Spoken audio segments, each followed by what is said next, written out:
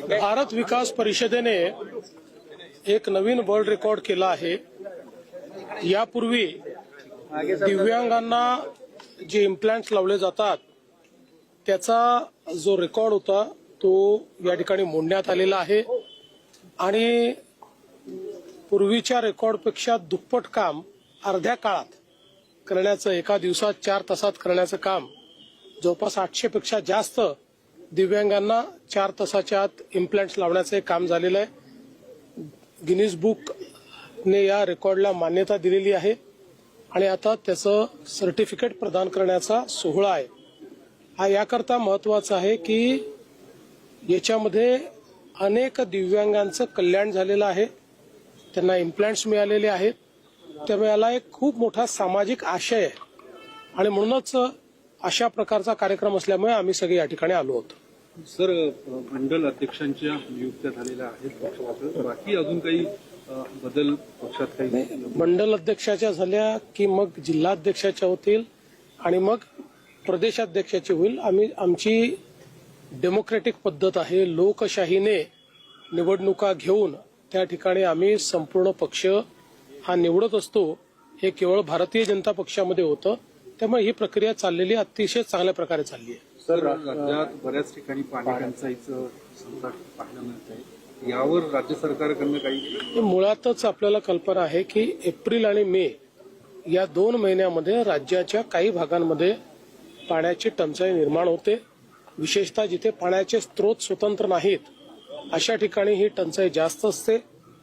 आपण याकरता जिल्हाधिकाऱ्यांना प्राधिकृत करतो। जिल्हाधिकाऱ्यांनी टंचाईच्या संदर्भात मॅपिंग करून ज्या भागामध्ये टंचाई सातत्याने जाणवते तिथे वेगवेगळ्या स्रोतातनं पाणी गेलं पाहिजे, व्यवस्था करायची असते। आताही आम्हाला काही तक्रारी मिळाल्या तर आम्ही त्या जिल्हाधिकाऱ्यांकडे पाठवतो आणि टंचाई दूर करण्याचा आपण प्रयत्न करतो। सर, भाषा सल्लागार समितीचे अध्यक्ष यांनी हिंदी भाषेच्या संदर्भात आपल्याला एक पत्र दिलंय, नेमकं हिंदीच्या बाबत जे राज्यात सध्या सुरू आहे त्याबद्दल आपण बघा, असं आहे, हे पत्र तर काही मी वाचलं नाही, पण पहिली गोष्ट ही समजून घेतली पाहिजे की मराठीच्या ऐवजी हिंदी अनिवार्य केलेली नाही। मराठी अनिवार्यच आहे, पण नवीन शैक्षणिक धोरणामध्ये 3 भाषा शिकण्याकरता त्या ठिकाणी संधी दिलेली आहे।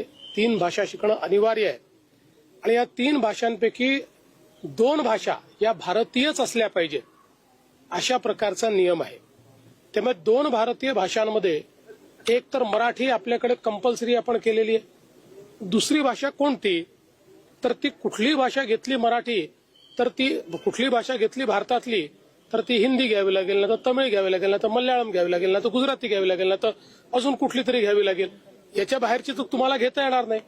आता याच्यामध्ये ज्यावेळेस समितीने मंत्र्यांच्या अध्यक्षतेखाली जी कमिटी होती त्यांच्याकडे रिपोर्ट दिला त्यावेळेस तिसरी भाषा जी आहे ही जर हिंदी ठेवली तर त्याचे शिक्षक आपल्याकडे उपलब्ध आहेत, त्यामुळे त्यातनं आपल्याला अधिकच्या शिक्षकांची आवश्यकता पडणार नाही। इतर भाषा ठेवल्या, समजा मल्याळम ठेवली, कन्नड ठेवली, गुजराती ठेवली तर त्याचे शिक्षक उपलब्ध नाहीत आणि म्हणून कुठेही अतिक्रमण नाही, तर ही त्यांची शिफारस आहे।